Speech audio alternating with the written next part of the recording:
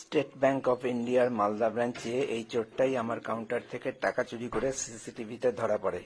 সে একজন cash credit customer Vishnu ঘোষের কর্মচারী। স্টেট ব্যাংকের অফিসারদের অত্যাচারে আমি প্রাণ বাঁচাতে চাকরি ছেড়ে দিতে বাধ্য হই, কারণ স্টেট ব্যাংক তার পুরো শক্তি নিয়ে চোরটাকে বাঁচানোর জন্য আমার উপর ঝাঁপিয়ে পড়েছিল।